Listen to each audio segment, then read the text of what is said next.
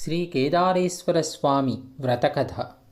పరమేశ్వరుని అర్ధాంగి పార్వతీదేవి తన పతి శరీరములో అర్ధభాగము పొందు నిమిత్తము చేసిన వ్రతమగు కేదారేశ్వర వ్రతము గూర్చి చెబుతాను, శ్రద్ధతో వినవలసిందని సూతుడు సౌనకాదిమునులకు చెప్పెను. శివుడు పార్వతీ సమేతుడై కైలాసమున నిండు సభయందు కూర్చునియుండెను.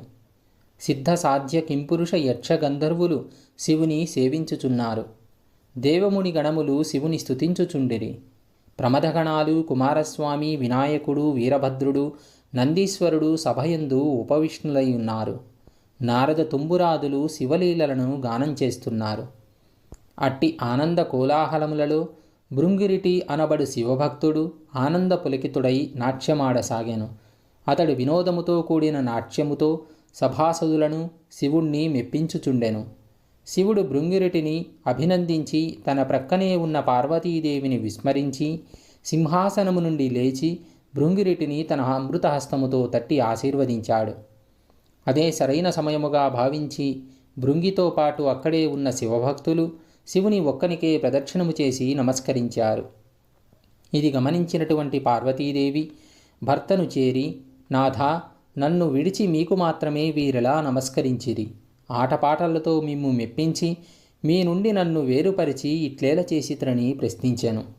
అంత సదాశివుడు సతీమణి పార్వతీదేవిని దగ్గరకు తీసుకొని, దేవి, పరమార్థ విధులకు యోగులు నీ వలన తమకు ఎటువంటి ప్రయోజనము లేదని నిన్నిట్లు ఉపేక్షించి నాకు మాత్రమే నమస్కరించారని జవాబిచ్చారు. సాక్షాత్ పరమేశ్వరుని ఇల్లాలినయుండి వారి ప్రణామములకు నోచుకొని అయోగ్యరాలినని కోపగించి ఈశ్వరునితో సమానమగు యోగ్యతను ఆర్జించుటకై తపస్సు చేయవలనని నిశ్చయించుకున్నది పార్వతీమాత.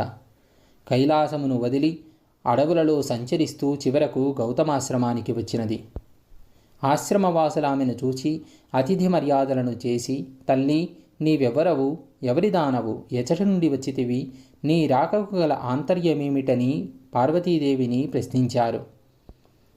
వారి ప్రశ్నలకు పార్వతీమాత మిక్కిలి ఆనందించినదై వారితో ఇలా అన్నది: యజ్ఞయాగాది క్రతువులచే పునీతమై గౌతమముని ఆశ్రమమున నియమనిష్టాగరిష్ఠులై అలరారు పుణ్యపురుషులారా, పవిత్రాంగనలారా, నేను హిమవంతుని పుత్రికను, సాక్షాత్ పరమేశ్వరుని ఇల్లాలిని.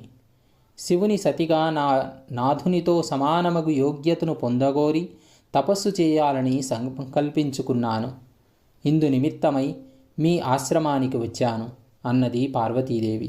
మహర్షులారా, నేను ఆశించిన ఫలమును పొంది శివుని అర్ధాంగినై తరించుటకు తగిన వ్రతమును నాకు